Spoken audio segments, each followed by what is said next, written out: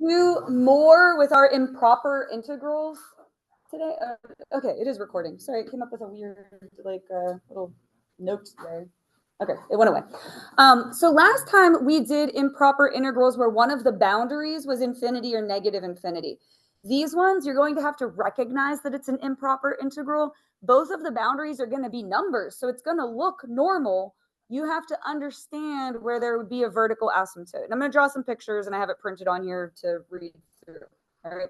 So if your function is continuous, a to b, let's have the bracket parenthesis conversation. What does this bracket mean on the a?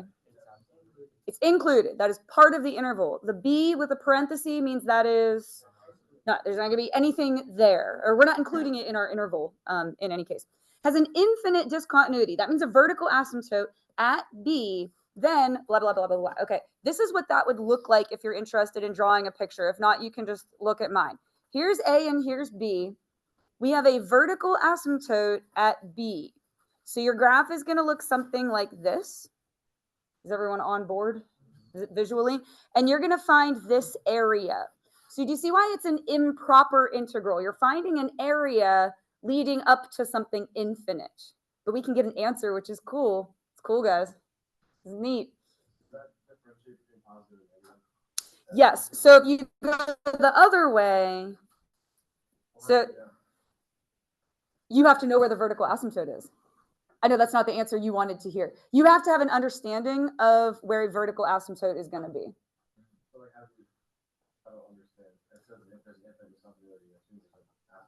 Correct. Oh, I get what you're saying. I don't know. That's just how I drew my graph. Just an example. You wouldn't. If your answer comes out negative, though, that means your area is below sea level, below the x-axis, and then you would assume it goes that way. Okay. Sorry, I didn't understand your question. That's just how I drew my graph. Okay. So if it goes the other way, A to B, if you have the vertical asymptote or the infinite discontinuity at A, it's going to look something like this, and then this is the area that we're finding. Okay. Fine print on this. If you, for these two versions of it, don't recognize that there's a vertical asymptote, you'll still get the right answer anyway, okay? Just do the problem like normal way, okay? Now, I only have, 5 example problems that we're going to do. So we're going to write out limit and do everything correctly and all that. But if you don't recognize it, you'll still get the right answer anyway. Just continue as normal, okay? This one, if you don't recognize it, you don't catch it, you will get the wrong answer, okay? So this one, you have from A to B, but it's saying that you have a vertical asymptote where? Can you read through it? At C. So somewhere in between here, you would have a vertical asymptote, and it would look something like this, and you would be finding this area. Now, if you don't catch that one, you will get the wrong answer. If you try to do that problem like normal, it won't come out right, okay? You get an answer when your limit converges. Otherwise, you just say diverges and you cannot get an answer. Cool. Oh, is that why you guys were saying that before? The divergent thing? Anyway. Divergent. Yeah, is that why you were saying that? Because we were talking about diverging series. Okay, never mind then. All right, so looking at this one. Our boundaries are 0 and 5. At which one, 0 or 5, is there going to be a vertical asymptote? Why 0? Because that is correct. Because you have a 0 denominator. Okay, that's undefined. You're going to have a vertical asymptote. So we're going to have limit as a goes to 0, specifically from the left or from the right. Well, let's think of it this way. Here's 0, here's 5. You would be approaching 0 from the right. But again, like, probably shouldn't be saying this. I'm showing this to you because it's like true. If you don't do this, you'll still get the right answer. Okay, but I'm just trying to be real thorough. All right, integral from A to 5. And I don't want to write that as 1 over square root of x. I want to write it as x to some power. Perfect. Why is it negative? It's on the denominator and a half because square root. Cool. All right, next step. We're going to keep our limit notation because we're trying to, be perfect here. And now we're going to do the antiderivative. You're going to add 1 to the power, which is good because it won't be negative anymore. Negative a half plus 1 is 1 half. So positive a half plus 1 would be 3 halves. But I know what you were thinking. All right. And so in front of that, we're going to put 2 and then such that a to 5. All right. We're going to write limit one more time. A goes to 0 from the right. We're going to do upper boundary minus lower boundary. Again, do the setup. I call it like the framework of the problem or like the skeleton of the problem. All right. Now, if you plug in 5, you can write 2 5 to the 1/2. I'm going to write 2 square root of 5 just because I think it looks cleaner. Personal preference. Like there's not a right and a wrong, like I'm right and you're wrong kind of thing. If you want to write 5 to the 1/2, totally cool. You put the reciprocal out front. Oh. So this is a 1/2. Say it had come out to 3/2, then what would we have put in front? 2/3. Yeah, you put the reciprocal out front. Okay. Minus, and then we're going to have 2 square root of a. Again, you can write a to the 1/2, totally personal preference. There's not a right and a wrong. Last step, we're going to evaluate the limit. You're going to do limit as a goes to 0. Well, if you plug in 0 for a, this whole thing what? Becomes 0, and your answer is 2 square root of 5. And again, if you hadn't done, I shouldn't say this, if you hadn't done any of the limit notation, you still would have gotten the right answer. Just be happy that it's easy and simple, and let's try another one. Okay. Where would this one have a vertical asymptote? At 0. So we're going to do limit a goes to 0 from the right. Again, the reason it's from the right, what's the interval on this one? 0 to 5. I must have liked 5 the day I made this. If you have from 0 to 5, like this is your whole world, 0 to 5, you have to approach 0 from the right side. Okay. I want to write that as, I guess this would be from a to 5. And I don't want to write that as 1 over x to the 4th. I would write it as x to the what? Yeah, -4th. So be careful because we are going to have negatives in this one. Cool. Seems like this is going okay. All right, copy down your limit notation. You're going to add 1 to the power. So it's still going to be negative, but it's going to be less negative. I'm going to do a little margin problem. It would be to the -3, and then good, -1/3 will go out front. I just wrote that off to the side. Now, when I write it in my actual problem, I'm going to fix the negative exponent. So this is going to be -1 over 3x cubed, such that a to 5. Now, what step are we on? Where are we in the process here? Yeah, so it would be upper minus lower. Good. So if we plug in 5, let's see if we can work that out. Do you guys know 5 cubed? 125. Good. If you triple that, 125. Perfect. -1 over 375. Perfect. Nice. Just in case it was multiple choice and you had to figure that out. And then this would be -1 over 3a cubed. And perfect. Your last step is to evaluate the limit. But if you try to plug in 0 or have a approach 0, you get a 0 denominator. Now, whoever said undefined, you're not like wrong, but what do we say? What's the vocabulary? Diverges is how you need to say it. If you write undefined, I'll know what you mean, but on the AP exam, they want to see diverges. Yeah. Oh, if it's multiple choice, no one will know. So not even you, because you won't get it back. All you're going to get back is a 1, 2, 3, 4, or 5. You will never know what else happened. So, unfortunately. All right. For this one, again, 0 is where we're going to have the vertical asymptote, but this time it's the upper boundary. So it's going to be limit as b goes to 0. Good, from the left. If you think of it as -1 to 0, you're approaching 0 from the left side. Okay. Integral -1 to b, and inside of my integral, this is going to be x to the what? -1/3. Perfect. It's negative and a fraction, so double whammy. All right, so write your limit notation. I have to say, you all have handled your first adventure into BC material very, very well. Very, very nice job. All right, so we're going to add 1 to the power. -1/2 plus 1 is going to be +2/3. So in front, we're going to put 3/2. Cool. Such that -1 to b. You all have very good notation too. I've had to in the past pick on classes a lot for notation, and you all are in general very good at that too. So it makes my job easy.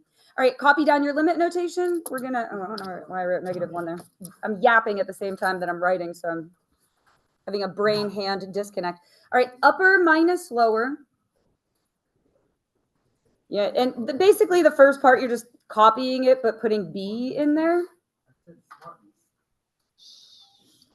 Now for this one, I'm going to rewrite that x to the 2/3, okay? It's going to be 3/2. It's going to be a cube root. And if you're like, I don't know where the 3 goes and where the 2 goes, if the original problem had a cube root, the answer is going to have a cube root. That part can't change. But underneath of it, you're going to have -1 squared. Good, because we are going to be able to actually evaluate that. And I think it's just easier to look at that way instead of with a fraction exponent. Because we are going to get an answer. This one converges. If you evaluate the limit at 0, this first part just becomes 0. This part, it is going to be negative. -1 squared becomes +1. Cube root of 1 is 1, and then times 3/2. -3/2. So again, that means your area is under the x-axis. Yeah. So for all of the ones that have like a fraction exponent, it will be convergence, and then the ones that don't have it, it will be divergence. Yes. I don't like to come up with rules like that though, because number 5 and weird stuff can happen. So I try to stay away. You're right. But I try to stay away from telling classes, if it looks like this, then this is always going to happen, because there will be some example where it doesn't. Do you know what I mean? So you're right, and you can roll with that, but just be careful is all I'm going to say. All right, last one like this. 0 is where the vertical asymptote is going to be. So we're going to do limit as what goes to what here? B left. Good. Perfect. Nice job. Integral -2 to b. I'm going to leave that as 1/x. The thing is cool. You changed all the other ones and wrote x to the -1. Well, 1/x is one of our special ones. What is your antiderivative of just 1/x? Now that's ln. 1/x squared doesn't follow that. 1/x cubed doesn't follow that. It's just 1/x. So basically you're recopying a lot of the rest of this. It's going to be ln of x such that -2 to b. Then what step are we on? Where are we in the process? Evaluate upper minus lower. So limit of all this stuff. Set it up blank. And so you're going to have ln b minus. Now, if you plug in -2, and this is why we absolute value it, your absolute value of -2 is 2. So you can just write ln 2 and drop the absolute value. You can't drop it here because that's a variable. You have to keep it if it's a variable. Now, if you go to evaluate the limit at 0, let's think about what our ln graph looks like. It's going to have a vertical asymptote at 0 and be a sideways kind of swoop. If you go to 0, you get a -infinity. So what are we going to put as our answer? Diverges. Good job. Yeah, also it can't, can it? So it's messed up for a whole lot of reasons. So at 0, well, first of all, like what Judah said, we can't approach 0 from the left anyhow, because there isn't even a graph there. So there's that to start with, but also goes to -infinity. If you get a -infinity or a positive infinity, diverges, because you can't get a numeric answer for your area. All right. Don't write what I'm about to write, because it's going to be incorrect. Do you understand? But I want to show you why this happens. Okay, let's pretend you did not recognize that this is an improper integral and you just rolled with it. Okay, you would write this as -1 to 1 x to what power?